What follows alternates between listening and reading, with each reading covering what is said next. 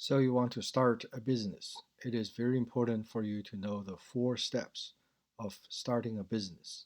If you don't know those, then you're going to have the sequences mixed up, you're going to skip certain steps, and the end result won't be happy. It's just like when you're baking a pie and you don't know that you need to put the yeast at the start, then you can spend hours baking it and the end result will be very ugly.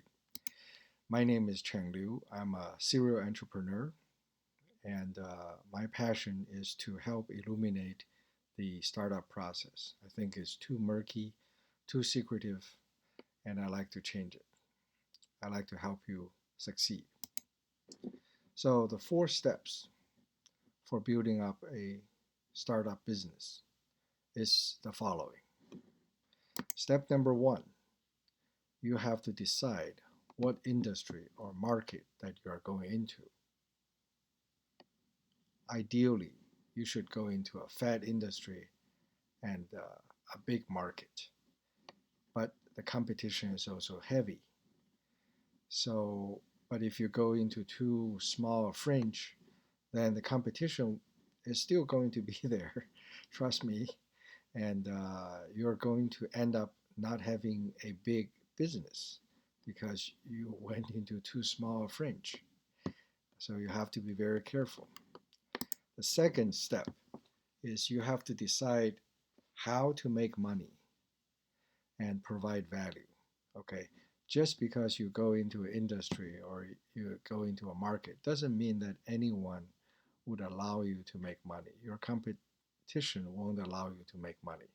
The channel won't care about you. The audience that you want to serve will never hear about you or never hear from you. So you have to decide how to make money and provide value. This is called the business design. BD is the most important aspect. Forget about all the fancy words like value proposition, business plan, and all that. It's all part of the BD. Okay. The third step is you have to validate a first profitable sale.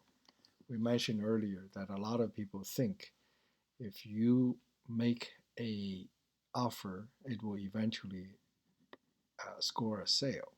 That's not true. Okay, in today's world, you can make anything you want. You can spend as much money as you want, as you have, but nobody will buy it. Okay. The number four step is you have to build a company and scale it up. Okay. After you have the first three decided, then you go up and build a company.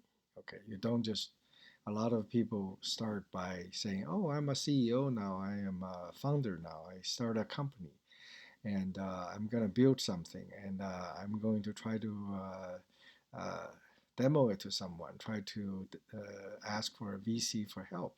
That's completely wrong sequence. Okay.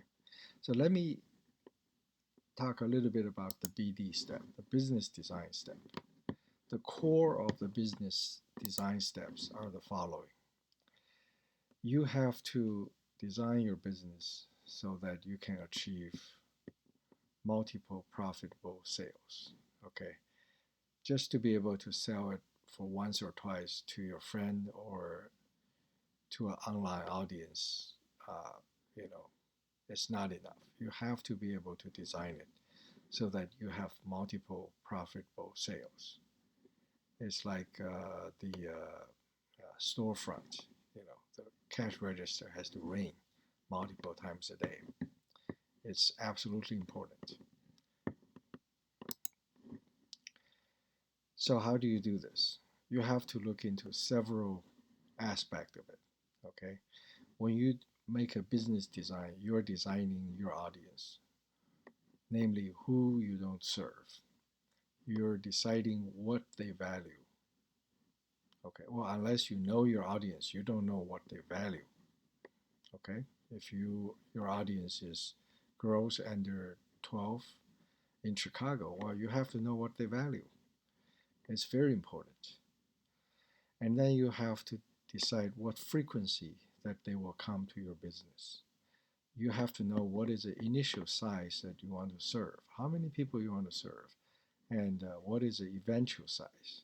Now, so far, I'm assuming that this is a 2C business. You're making things for the end consumer.